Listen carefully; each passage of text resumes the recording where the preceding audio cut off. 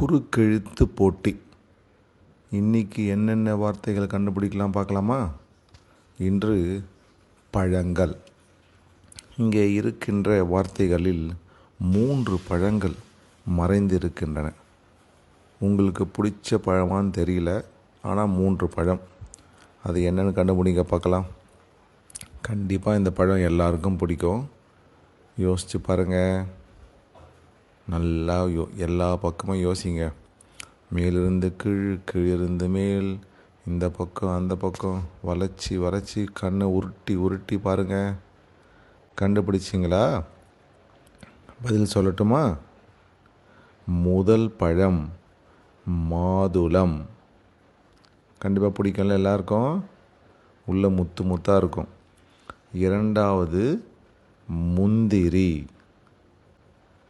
முந்திரி பிடிக்காத ஆளே கிடையாது. பாயசத்தெல்லாம் போடுவாங்க. மூன்றாவது பழம் என்ன தெரியுமா?